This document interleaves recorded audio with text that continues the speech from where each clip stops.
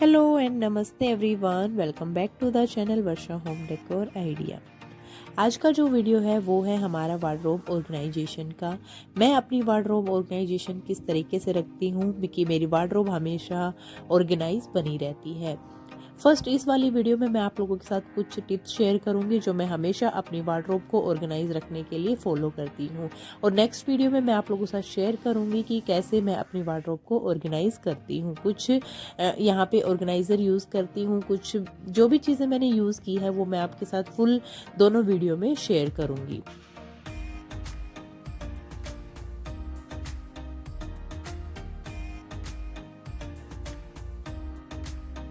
जब भी कभी बात आती है किसी चीज़ के मेकओवर की, हमें पहले उसे अच्छे से पूरी तरह से ब्लेंड कर लेना है, उसे खाली कर लेना है, क्योंकि खाली करने के बाद चीज़ों को बहुत अच्छे से क्लीन किया जा सकता है।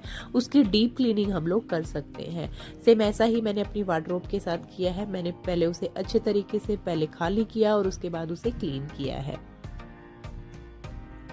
हमें हमेशा कोशिश करनी चाहिए कि हम अपनी वार्डरोब के अंदर एक लाइनर लगा के रखें। लाइनर में आप कुछ भी यूज़ कर सकते हैं। आप कोई भी मैट यूज़ कर सकते हैं, कोई क्लॉथ यूज़ कर सकते हैं, आप वॉलपेपर यूज़ कर सकते हैं, आप कुछ भी यूज़ कर सकते हैं। मैंने यहाँ पे एक ब्लैक कलर का थिक सा एक शीट यूज़ की है। इसे पहले मैंने अच्छे से यहाँ पे क्लीन कर लिया है। उसके बाद इसे यहाँ पे बिछा दूंगी। ब्लैक कलर पे डस्ट बहुत जल्दी विजिबल होता है, इसलिए मुझे आइडिया लगा रहता है कि मेरे अलमीरा के अंदर कितना सारा डस्ट हो गया है। नेक्स्ट है हमारा कि जो भी हमारे हैंगिंग स्पेस दिया होता है हमारी वार्डरोब के अंदर, हमें उन्हें यूज़ करना चाहिए, क्योंकि अगर हम उन्हें यूज़ नहीं करेंगे तो हमारी वार्डरोब में बहुत कम स्पेस हो जाएगा। इसलिए हैंगिंग स्पेस को हमेशा आपको यूज़ करना चाहिए। चाहे आप उसमें फिर अपनी साड़ी हैंग कर सकते हैं, अपने दुपट्टा हैंग कर सकते हैं, आप उसमें कुछ भी हैंग कर सकते हैं। बस मैंने ये आइडिया बताया है आपको कि हमें उसमें हैंगिंग स्पेस को यूज़ करना चाहिए। और वो डिपेंड करता है कि हमारे पास किस टाइप की हैंगिंग की चीज़ें अवेलेबल हैं।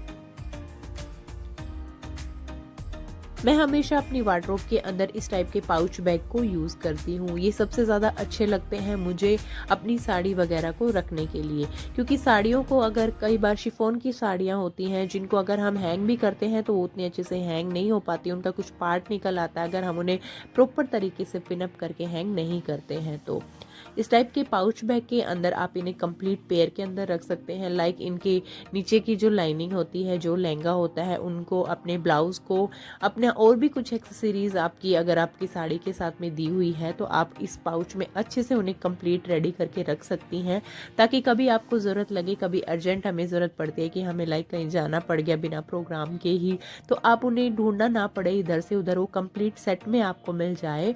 और शिफॉन वगैरह की साड़ियाँ हैं जिन्हें हम अच्छे तरीके से अपने हैंगर में हैंग नहीं करके रख सकते, उन साड़ियों के लिए तो इस टाइप के जो पाउच बैग आते हैं वो सबसे ज़्यादा कंफर्टेबल होते हैं उन्हें स्टोर करके रखने के लिए। ये अलग अलग साइज में अवेलेबल होते हैं, आप इन्हें अपने अकॉर्डिंग खरीद सकते हैं। हम सभी के घरों में इस टाइप के वेस्ट बैग हमें मिल ही जाएंगे, जो कि हमें हर बार शॉपिंग के साथ में मिल जाते हैं। जब भी हमने कभी गोल्ड खरीदा या कपड़े वगैरह भी खरीदते हैं तो इस टाइप के बैग हमारे पास अवेलेबल होते हैं। इनको आप कैरी नहीं कर सकते, कैरी कर सकते हैं बट ज़्यादा वेट ये कभी भी होल्ड नहीं कर पाते, क्योंकि ये पेपर के बने होते हैं। बस दिखने में ये बहुत ज़्यादा सुंदर लगते हैं, इसलिए मैं इन्हें हमेशा अपनी वार्डरोब के अंदर यूज़ करती हूँ। मैं यहाँ पे जितने भी मेरे बेटे के नए क्लोथ्स होते हैं उनको यहाँ पे रखती हूँ कि जब भी हमें कहीं जाना पड़े अर्जेंट तो मैं 1 से 2 सेट इनके अंदर कैरी करके ले जा सकती हूँ।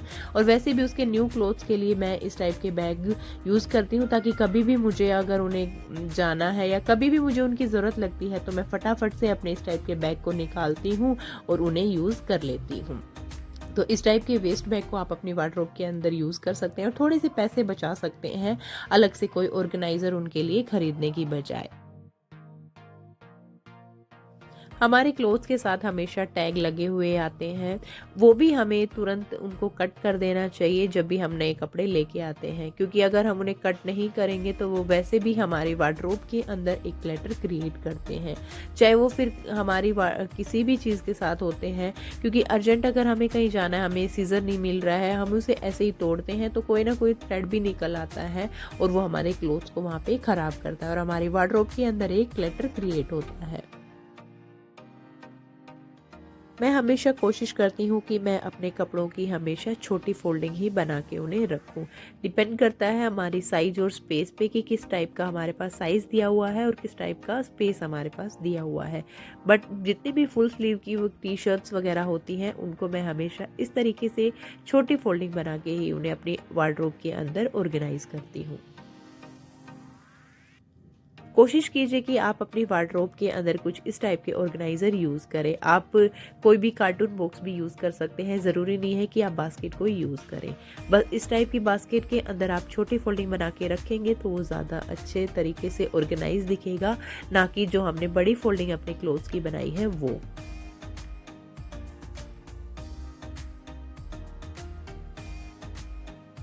सर्दी का टाइम आते ही हम सभी के घरों में सबसे ज़्यादा जो दिखने वाली चीज़ होती है वो है हमारी सॉक्स। बड़े तो फिर भी 4-5 पेयर में काम चला लेते हैं, बट बच्चे जिनके घर में होते हैं उनके पास तो बहुत सारे पेयर होते हैं। ये चीज़ें बहुत छोटी छोटी सी होती है और जल्दी से गुम भी हो जाती है इधर उधर, अगर हम उन्हें कंप्लीट पेयर के साथ नहीं रखते हैं तो।